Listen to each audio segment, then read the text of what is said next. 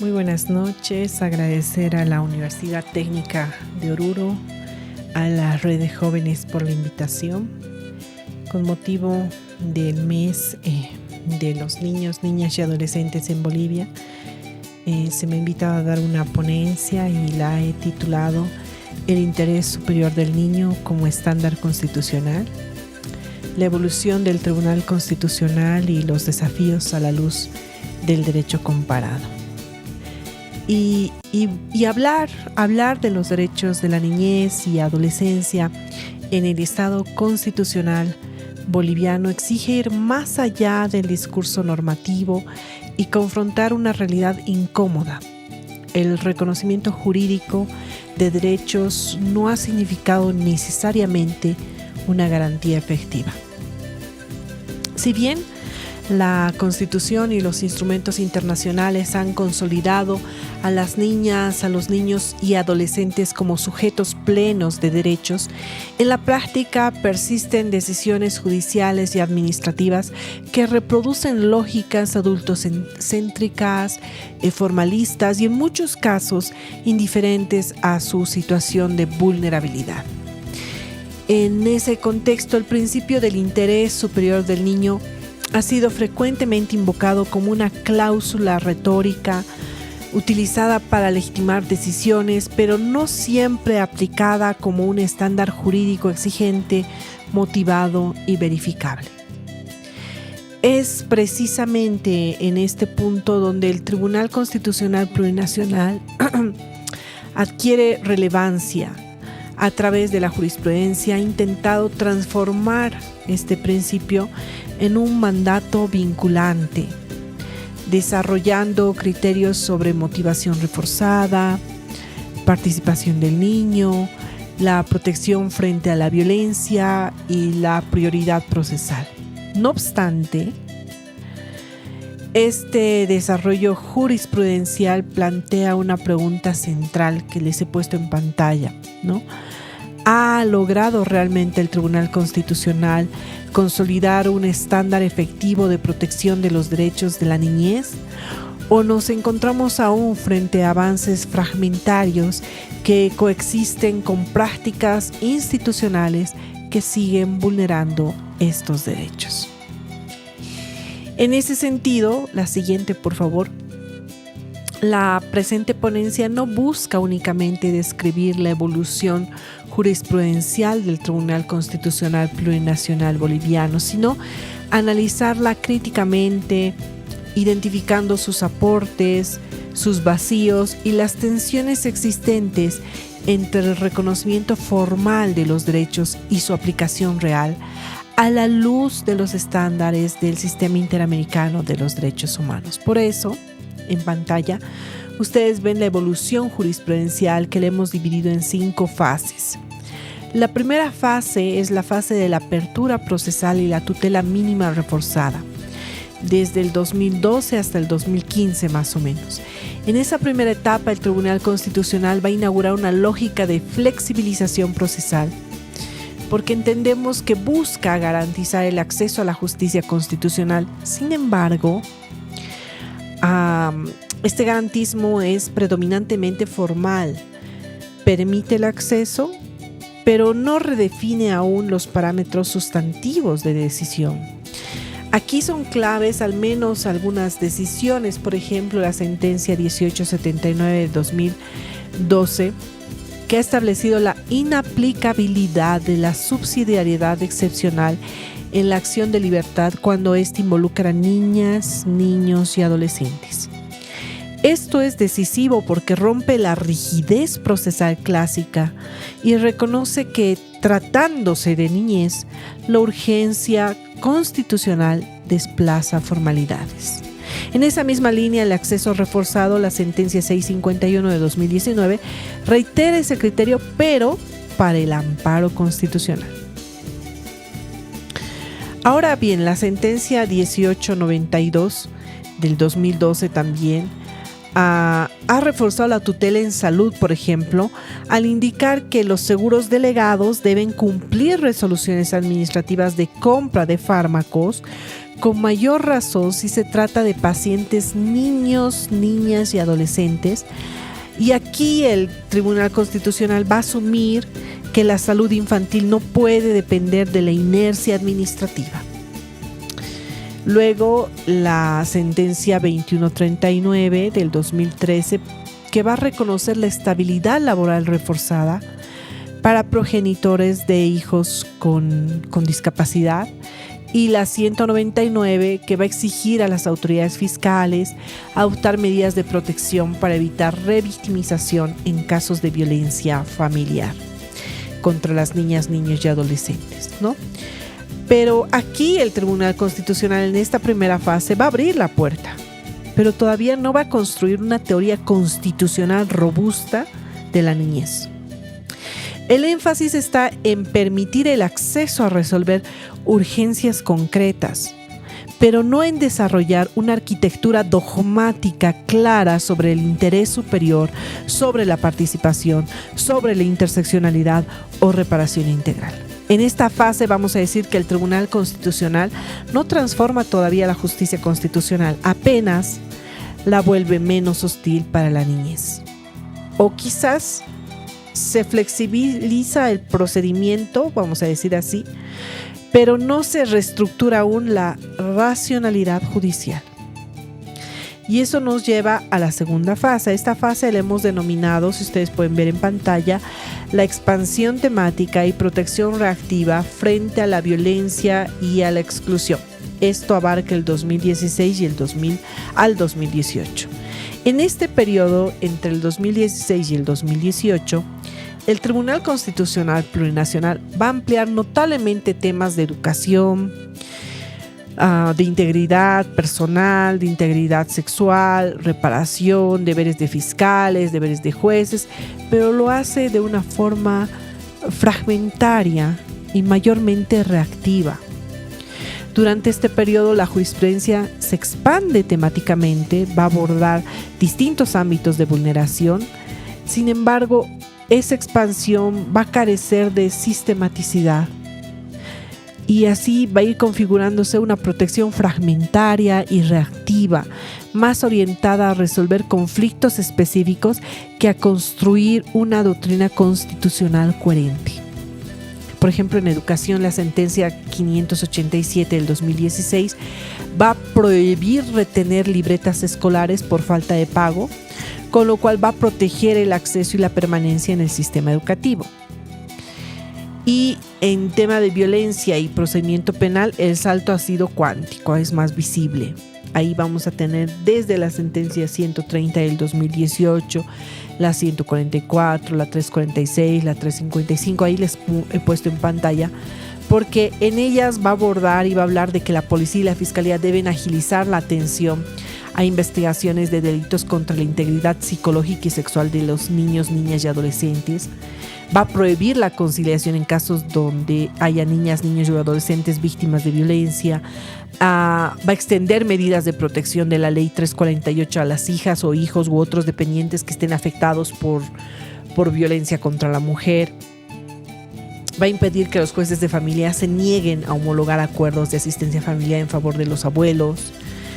También vamos a ver que va a permitir excepcionalmente rechazar cesación de la detención preventiva en protección de niñas, niños y adolescentes víctimas de agresión sexual.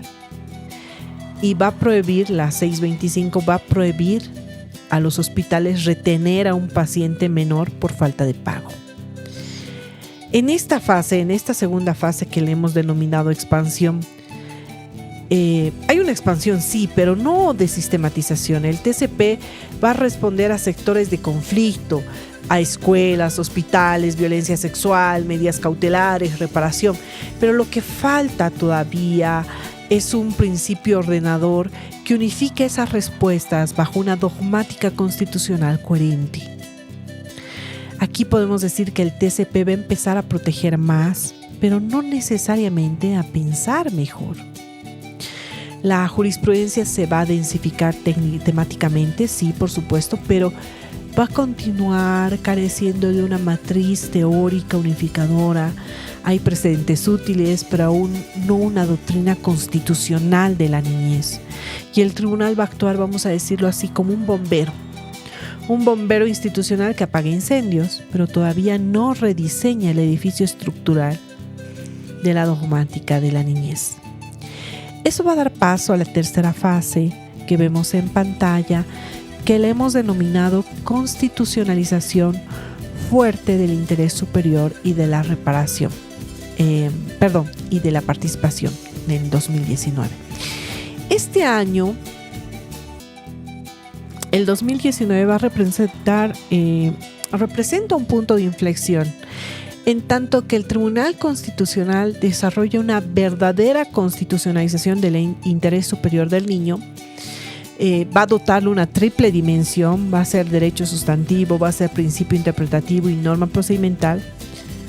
No obstante, este avance va a generar una tensión estructural, porque la sofisticación del estándar no se traduce necesariamente en su operatividad práctica.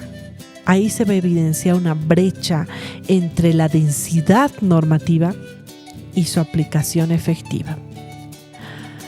Ha habido sentencias decisivas, ¿no? La 119 del 2019, la 469, la 821, nuevamente les pongo en pantalla, porque estas decisiones hablan de que toda decisión administrativa que involucre derechos de niñas, niños y adolescentes deben estar motivadas, justificadas y explicadas, indicando las circunstancias ponderadas para determinar el interés superior.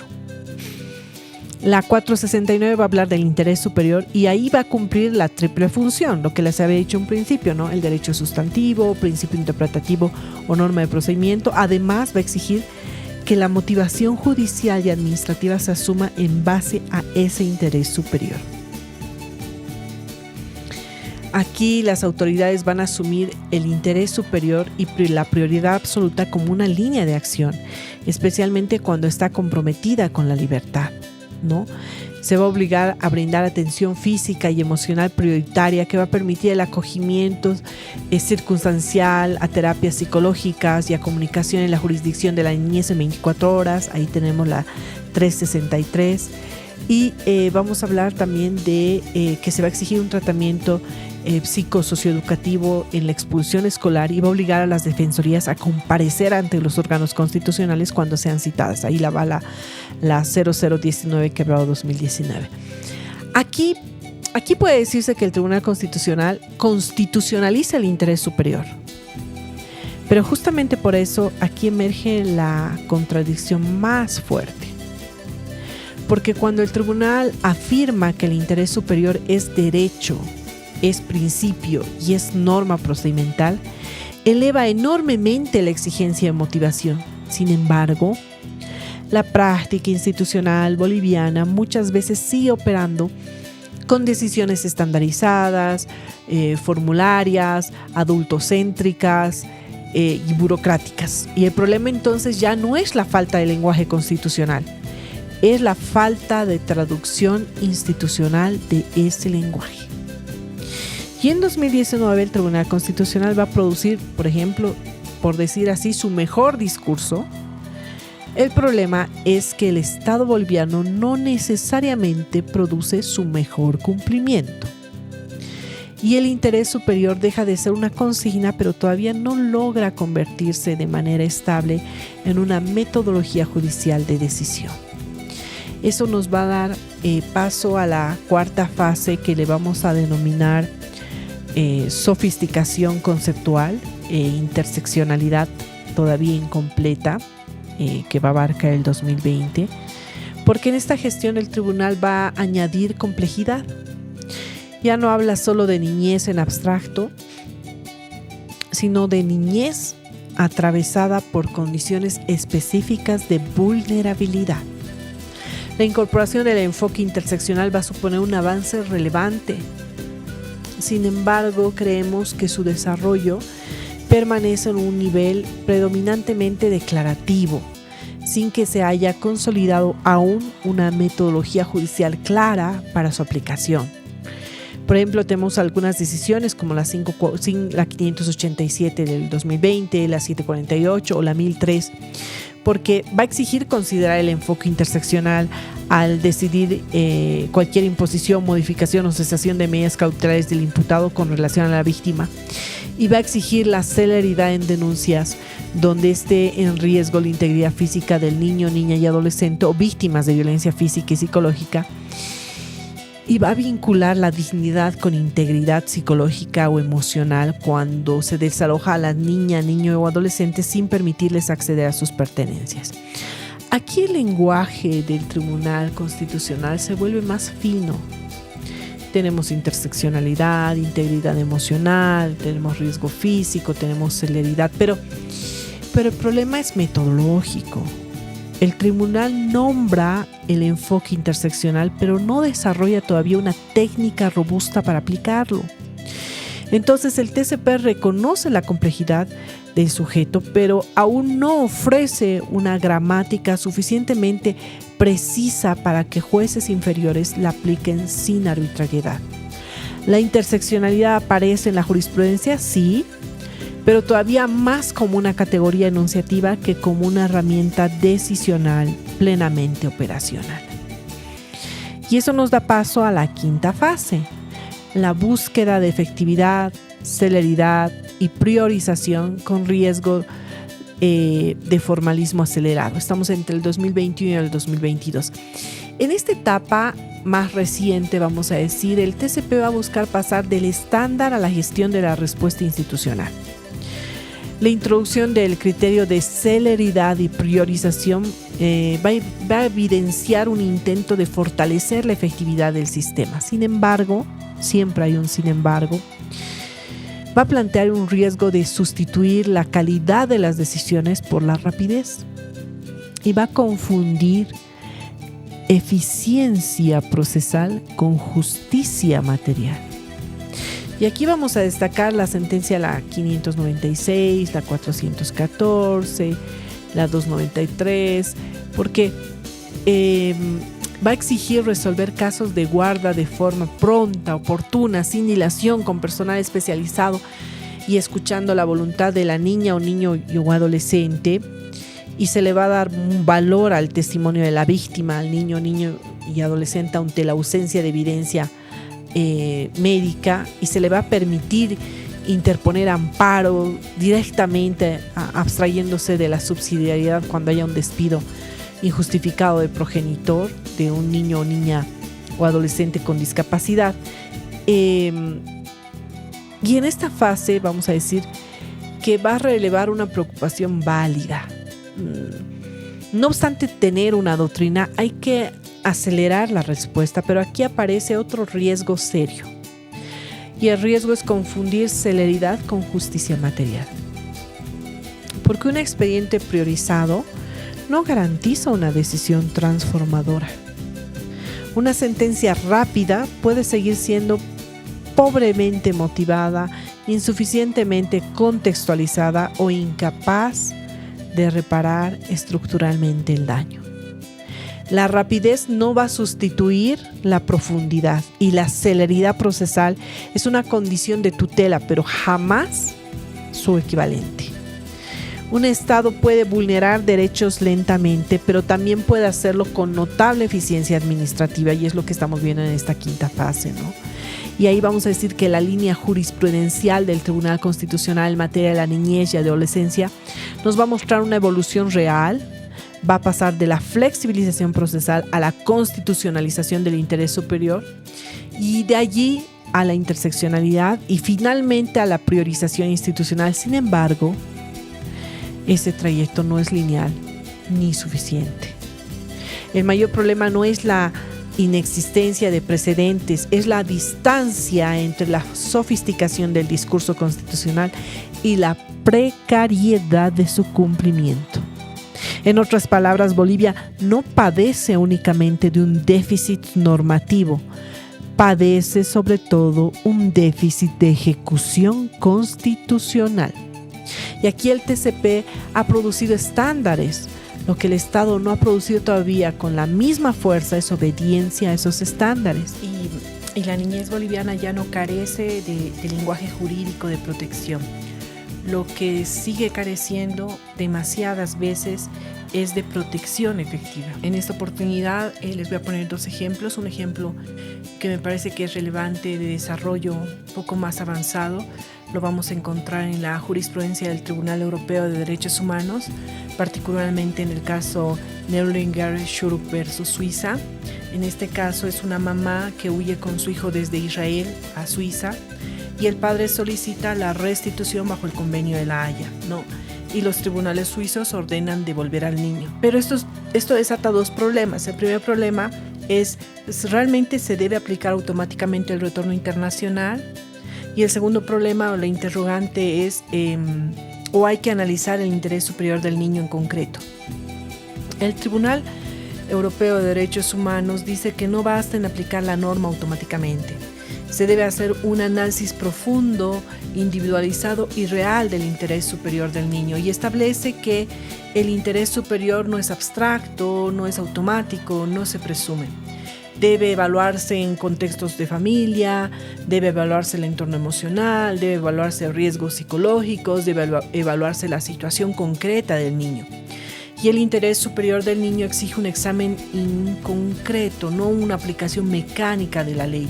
Lo que hace el TCP boliviano es reconocer el interés superior del niño como derecho, como principio, como norma procedimental. Va a exigir motivación, va a hablar de participación, pero muchas decisiones siguen siendo formales, siguen siendo genéricas, poco contextualizadas. Lo que hace el Tribunal Europeo de Derechos Humanos es que obliga a un análisis individualizado, obliga a una ponderación real y obliga a una justificación sustantiva. No va a aceptar decisiones automáticas, estandarizadas, basadas solo en norma. Es por eso que en esta decisión del tribunal se establece que ese interés superior del niño no puede ser aplicado de manera automática en abstracto, sino que exige un análisis concreto, individualizado y profundamente contextualizado. Ese estándar marca una diferencia sustancial con la práctica que aún persiste en muchos sistemas jurídicos, incluso en el nuestro, donde el interés superior suele ser invocado, pero no siempre desarrollado con la profundidad que se requiere. Mientras tanto, mientras el Tribunal Europeo sigue exigiendo una verdadera ponderación sustantiva del caso, en nuestro contexto, en el contexto boliviano, aquí en Bolivia, todavía es frecuente encontrar decisiones que, aunque mencionan el interés del niño, no realizan un análisis real de las condiciones específicas del niño, ni la niña ni el adolescente involucrado. Y eso evidencia que el desafío ya no es conceptual. El desafío es más metodológico. No basta con reconocer el principio, es necesario aprender a aplicarlo correctamente. Acá el Tribunal Europeo no se pregunta si el interés superior existe, se pregunta cómo se aplica en cada caso concreto. Ese es precisamente el nivel al que aún debemos aspirar.